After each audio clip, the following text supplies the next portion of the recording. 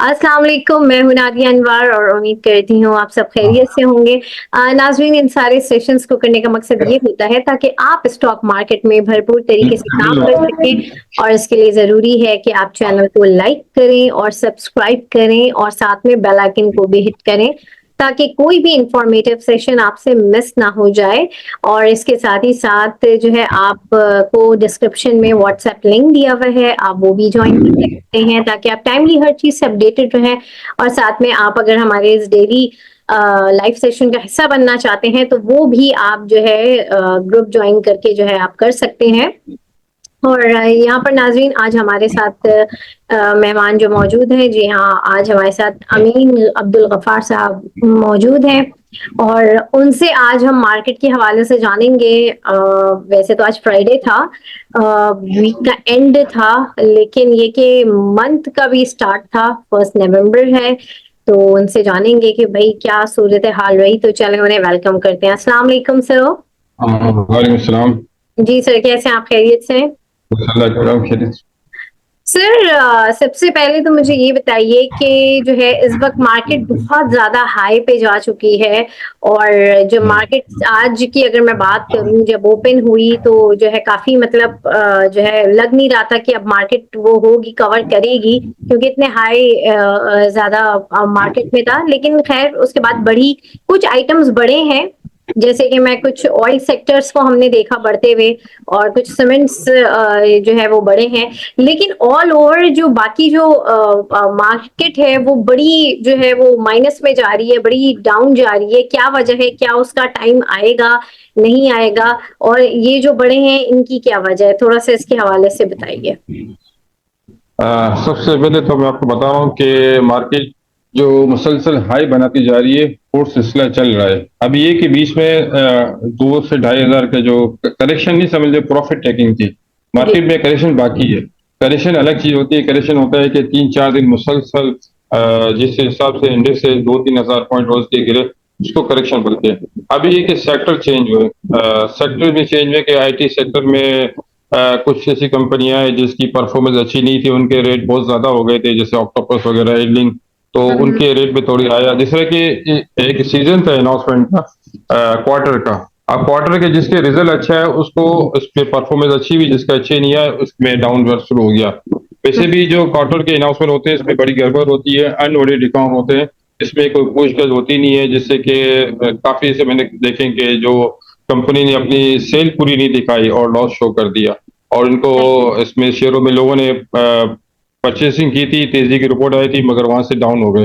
तो ये एक मायूसियों की सूरत हाल भी पैदा करते हैं, क्योंकि जब डायरेक्टर का इंटरेस्ट होता है तो ये मार्केट से परचेस करने के लिए पेड न्यूज भी लगा देते हैं। जब इनको बहुत ज्यादा मार्केट को अपने आइटम को बढ़ाना होता है तो अच्छी न्यूज भी लगा देते हैं। बहरहाल ये तो एक प्ले से का हिस्सा है।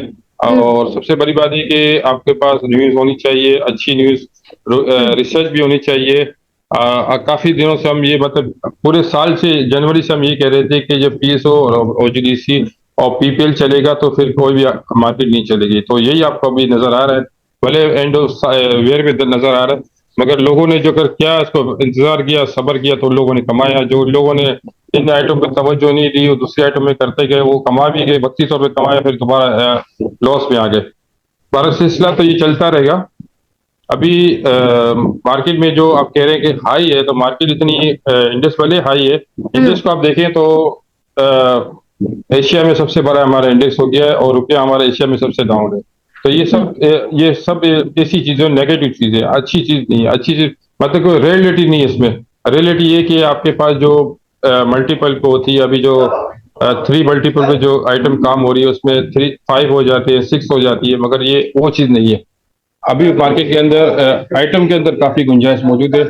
बाकी ये कि पेनी स्टॉक थोड़ा इस वक्त डाउन हो गए हैं, और अच्छी जब आइटम चलती है, बड़ी आइटम, तो पेनी स्टॉक नहीं चलते। जब पेनी स्टॉक चलने होते हैं तो फिर ये मार्केट में एक मंदी की निशानी होती है। तो वही हुआ कि पहले अच्छी आइटम चली, फिर पेनी स्टॉक चले, फिर मंदी भी, फिर दोबारा अच्छी आइटम चली। तो ये जो अगर जो फंस गया वो थोड़ा वेट कर ले तो उसकी बारी आ जाएगी। जी सर, काफ़ी लोग काफ़ी आइटम्स में स्टक हैं, काफ़ी जो है परेशान हैं। तो जैसे कुछ आइटम्स हैं, अच्छा पास केबल है, उसका भी रिज़ल्ट भी आया है, तो वो भी इतना कोई ख़ास नहीं आया। तो जिन लोगों के पास है, उनको आप क्या कहेंगे? देखिए, फास्ट केबल तो एक उम्मीद से शुरू आई थी, नई कंपनी थी और लोगों ने इसमें अच्छी उम्मीद लगाई हुई थी और फास्ट केबल ने आपको शुरू के अंदर ही पहले दिन 1 डेढ़ रुपया आपको प्रॉफ़िट दिया, तो लोगों ने अवेल किया, वो निकल गए। अब जो लोग बड़ी तेज़ी में बैठे हुए थे, उनको भी एक चांस मिला।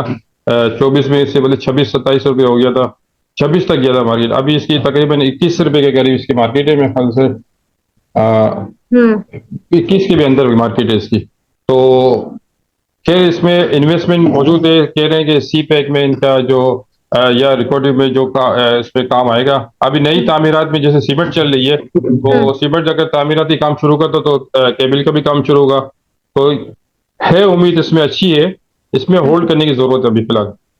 सही। और सर इसके अलावा भी काफ़ी आइटम्स हैं, जैसे कि एजीएल हो गया और जो है टीपीएलपी हो गया, काफ़ी आइटम्स हैं जो काफ़ी टाइम से जो है वो चल नहीं रहे हैं। तो क्या ये आगे चलेंगे, इनकी बारियाँ कब तक आएँगी? क्योंकि लोग काफ़ी जो है कन्फ्यूजन का शिकार हैं, जो लोग जिन्होंने इन्वेस्ट किया हुआ है, तो उनको आप क्या सजेशन देंगे? देखिए, इन्वेस्टमेंट का एक तरीका होता है कि जैसे आप प्रॉफ़िट कर लेते हैं, इस तरह आप लॉस भी कर लें। अच्छा। आपने जब शेयर स्टॉक के खरीदे हैं, तो आपने ये नहीं सोचा कि सिर्फ प्रॉफिट होगा। आपने 2 चीज़ें सोची होगी कि हुँ, प्रॉफिट भी हो सकता है, लॉस भी हो सकता है। तो आदमी प्रॉफिट तो कर लेता है, लॉस करने के लिए तैयार नहीं होता। तो फिर ये फँसता जाता है। आप टीपीएल प्रॉपर्टी देख लें, तकरीबन 50-60 के करीब गिर गया था 2017 में। अब हुँ, वो लोगों ने एवरेज की, इसमें एवरेज करते गए, उसमें लेते गए, फँसते गए। अब रेट इसका देखो ₹7 के करीब आ गया रेट। तो अब वो तो खैर बहुत दूर हो गया। अभी इसके लिए कि लोगों को इस आइटम को अगर मुझे अभी इतना इसमें नज़र नहीं आ रहा कि क्योंकि जो ट्रिपल प्रॉपर्टी का जो था, इन लोगों ने जब बिल्डिंग बेची थी 5 अरब की, अब वो सारी जो इन्वेस्टमेंट इन लोगों ने कोरंगी में रेंटल प्रॉपर्टी में लगा दी। हुँ। अब उसका क्या डिविडेंड है? ₹1 डिविडेंड आएगा, ₹2 डिविडेंड आएगा, तो उसका 10, ₹12, ₹15 रेट होगा। तो वो जो एक मौका था कि एक बूम ₹10 से एकदम से छूट हुई थी, तो आदमी वहाँ बेच के निकल गया, तो वही चांस है। जैसे भी इन्वेस्टमेंट का तरीका है कि आप आपको कोई टिप देता है, तो आप ये समझ लो कि आपकी इन्वेस्टमेंट ज़ीरो है। अगर वो बढ़ जाती है, तो ₹1 98 या ₹2 बढ़ेगी, इसके बाद डाउन होगी, तो आपकी इन्वेस्टमेंट का आधी रह जाएगी। फिर आप उससे क्लेम करेंगे कि यार ये आपने मेरे को टिप दी थी, मैं इसमें फँस गया, मेरे ₹5 नुकसान हो रहा है या ₹8 नुकसान हो रहा है। तो आपको ये कहेगा मैंने आपको शेयर में दिलाए थे ₹7 के हो गया, तो आपने बेचा क्यों नहीं? मगर ये नहीं देगा कि ₹10 कम की चांस था। एक थोड़ा वक़्ती तौर पे चांस मिलता है, उसमें आप निकल जाएँ, बल्कि मैं तो कहता हूँ टिप पे आप काम ना करें। आप रिसर्च पे काम करें, हुँ, भले आपको 1 महीना 2 महीना लगे, मगर आपको इंशाल्लाह प्रॉफ़िट देख ही जाएगी, आपकी इन्वेस्टमेंट डबल हो जाएगी। टिप में काम करेंगे, सट्टे में गिर जाएँगे, आज दिया आज मर गया, तो एक इसकी हुँ, आदत खराब हो जाती है लोगों की, फिर लोग इसमें इन्वेस्टमेंट कर नहीं सकते, सट्टे में आ जाते हैं, फिर हार जाते हैं। और 90% यही होता है कि लोग हुँ, हार जाते हैं क्योंकि वो फ़ौरन शॉर्ट शॉर्ट टर्म में इन्वेस्ट कमाने जाते हैं, मगर शॉर्ट टर्म में सोचता है कि वो पूरी इन्वेस्टमेंट डुबा देता है। और शॉर्ट टर्म में कोई कमा नहीं सकता। सही। लॉन्ग टर्म में कमाने के मैंने या एक इरादा करें कि 3 महीने की इन्वेस्टमेंट करें, 6 महीने की इन्वेस्टमेंट करें, जो रेट होगा उसपे प्रॉफ़िट कर लेंगे या लॉस कर लेंगे, तो आप सक्सेस होंगे। बाकी ये कि 2-3 रुपया लॉस भी करें, 2-3 रुपए लॉस में निकल जाएँ, हुँ, तो फिर वरना बहुत ज़्यादा फ़र्क हो जाता है। फिर वो रेट भी सालों-साल तक नहीं आते। अच्छा, ओहो! अच्छा सर अब ज़रा ये बताइए, मॉनेटरी पॉलिसी अब जो है ये आ रही है, आई थिंक मंडे को शायद एक्सपेक्टेड है। तो हाँ। मॉनेटरी पॉलिसी के बाद क्या रहेगा? इस वक़्त जो इतनी हाई मार्केट है, तो जो मॉनेटरी पॉलिसी में एज़ पर एक्सपेक्टेड के कट डाउन होगा, तो उस उसका मार्केट क्या जो है वो अपने ऊपर एक असर लेगी? थोड़ा-सा इसके हवाले से भी बताइए।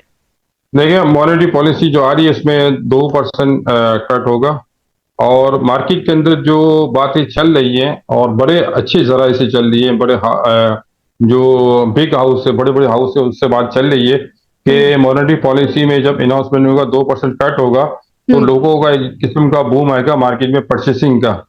तो हुँ, उस वक़्त ये जो फंड वाले, म्यूचुअल फंड वाले, हमारे जो बैंकें वगैरह, ये माल बेच देंगे। कल आपने देखा कि म्यूचुअल फंड ने बाइंग की, इंडिविजुअल ने बाइंग की, फॉरेनर ने सेलिंग की। अब फॉरेनर ने अपनी कुछ पॉलिसी चेंज की है, हाँ, बैंकिंग सेक्टर से निकल के सीमेंट सेक्टर की तरफ जा रहे हैं। तो फिर पब्लिक जब आ जाती है तो उनको अपना प्रॉफिट कर लेते हैं, क्योंकि देखिए हमारी मार्केट लिमिटेड है, इसमें 5 इदारे हैं जो मार्केट को चला रहे हैं। अगर तो तीसरी पब्लिक आ जाती है तो पब्लिक को डाल देते हैं, क्योंकि पब्लिक में इतनी ताकत नहीं होती कि मार्केट को रोक सके। इंस्टीट्यूट वगैरह होता है, म्यूचुअल फंड होता है, इंश्योरेंस होता है, वो आइटम को लेके साइड पे बैठ जाता है, उसे रेट मेंटेन करता है। मगर फंड वाले लोग लोकल होते हैं, कोई किसी ने 10 पैसा की नुकसान किया, किसी ने 25 पैसा नुकसान किया, किसी ने 1 रुपया नुकसान किया, तो रेट को रोकना मुश्किल हो जाता है। तो ये इंडिविजुअल के अगर जब आएंगे बाइंग के लिए मॉनेटरी पॉलिसी के बाद, तो मार्केट में थोड़ा डर लग रहा है कि करेक्शन ना आ जाए, तो आप आपको चांस मिले तो आप वहां से निकल जाए, सही। या फिर आप एवरेज भी करना, कोई आइटम में आपको लॉस हो रहा हो, थोड़ा लॉस हो रहा तो बांध दे, फिर आपको आप मार्केट करेक्शन ले रही तो आपको और कम में मिल जाएगा। अच्छा सर, कुछ सवालात थे। किसी ने GWLC के हवाले से पूछा है कि ये कैसा है, बाइंग करना चाहिए? GW क्या DWC? Sir GWLC। Gharibwal cement, हम्म। गरीबवाल सीमेंट अच्छी है बहुत, इस सीमेंट में वैसे भी चल रही है और उसके रेट कम है। मैं आपको बताता जाऊं, मैं अपनी हिस्ट्री में मैंने गरीबवाल सीमेंट का 1600 रुपये रेट देखा है। अच्छा। अभी 40 रुपीज रेट चल रहा है। 1600 रुपये मैंने अपनी जिंदगी में देखा रेट इसका। ये बहुत पुरानी बात कह रहा हूँ, इसकी जो उस वक्त इसका जो लॉट भी बहुत कम होता था, 20 शेयर का या 10 शेयर का लॉट होता था। अब इसका फिर फ्लो भर गया है। मगर ये कि जिस हिसाब से मार्केट चल रही है, तो इससे गरीब वाले में काफी गुंजाइश मौजूद है। बाकी इसका मैंने फंडामेंटली तो देखा नहीं अभी। बाकी ये कि अभी ये भेड़ चाह में तो सब बढ़ जाते हैं, तो ये चलना शुरू, इसमें आप प्रॉफिट कर ले, जब आप डाउन डाउन होना शुरू हो जाए वहां लॉस करके निकल जाए, तो यही तरीका है मार्केट में काम करने का। सही। और सर कॉसम का भी किसी ने पूछा है कि क्या इसकी 10 की बाय है, क्या है? थोड़ा सा इसके हवाले से बता दें कॉसम के बारे देखिए, पेनी स्टॉक में तो अभी छोटी आइटम नहीं चली, बड़ी आइटम चल रही है, मैंने आपको पहले ही बताया था। अब कोसम है, यूसुफ वीविंग है, और ये चकवाल स्पेनिंग है। ये तीनों एक ही ऑनर की है, एक ही मालिक है। में। अच्छा। और इसमें जो बाइंग कर रहे हैं वो भी तीनों एक ही, मतलब एक ही ग्रुप है, 3 आइटम के अंदर। अभी चकवाल अगर डाउन होती है तो फीचर कोसम भी डाउन होती है, और यूसुफ वीविंग भी डाउन होती है। ओके। तो उसको आप देख के काम करें। बहरहाल अभी ऐसा लग रहा है कि कुछ ऐसी आइटम है जिनके पुराने रेट आ जाएंगे, जैसे कि कोसम चली थी बहुत कम रेट से, तो लगता है कि वही रेट आ जाएगा, फिर दोबारा नई रैली बनेगी। तो फिलहाल तो एवरेज ना करें, अगर आपके पास पड़े हुए हैं तो कम से कम 1 डेढ़ महीने का तो सब्र करें। जब ये बड़ी आइटम के बाद छोटी आइटम के नंबर है, तो उस वक्त आप एवरेज भी कर लेना, उस वक्त आपसे यहाँ से डिस्काउंट में मिल जाएगा, और बारी भी आपकी जल्दी आ जाएगी। सही। और सर ASC के हवाले से बताएं कि बाइंग कर लिया जाए? कौन सा आइटम? ये भी किसी ने पूछा, ASC। AFC कौन सा? ASC। अच्छा, अल सईद। इसमें अभी क्या कुछ है? अल सईद तो बिक गया है। अल सईद कॉर्पोरेशन मीट वन था जो, ये 98 में मेरे शेयर आया था अभी। अच्छा अच्छा। हाँ, जिन लोगों ने स्टॉक मार्केट से कमाया था वो पूरे जीरो हो गए उनको लेके। अल सईद ये यूनिटी में मर्ज हो गया। अब इसका जो बिजनेस था वो उसमें चले गया यूनिटी में। अब इस साइड तो सिर्फ खाली कंपनी रह गई है। तो बहरहाल इसमें तो है नहीं कुछ, अगर कंपनी को दूसरे टेक ओवर करे तो वो चल जाए, वरना तो मुश्किल है। सही। अच्छा सर, अब ये बताएं कि अभी जो है क्योंकि अब मंडे से जो है क्या सिलसिला रहेगा, कि क्योंकि मॉनेटरी पॉलिसी भी आ रही है, और किस तरह की मार्केट रहेगी, थोड़ा सा इसके हवाले से बताइए, और क्या स्ट्रैटेजी अपनानी चाहिए काम करते हुए? देखिए, मंडे को मॉनेटरी पॉलिसी तो तकरीबन 90% या 100% ये एक्सपेक्ट किया जा रहा है कि इंटरेस्ट रेट कम होगा, तो फिर एक रैली बनने जाएगी। तो रैली इसी होगी कि इसमें जब मार्केट जब बढ़ेगी बहुत ज्यादा, तो फिर इसमें प्रॉफिट टेकिंग भी आ जाती है। तो फिर मंडे को अगर आपकी मार्केट तेज होता है उस वक्त प्रॉफिट टेकिंग कर ले, अपने शेयर को बाइंग ना करें। ठीक है। बाइंग के लिए मैंने आपको पहले भी कहा था कि अपने वो जब वो चेक बना के निकल जाए, उस वक्त जो चेक बना के निकल गए वो थोड़ा कामयाब रहे। बाकी अब जो अब वेट करते गए जिसको चांस मिला, या बराबर इनकी इन्वेस्टमेंट भी वो भी नहीं निकले, तो वो भी बेवकूफी की।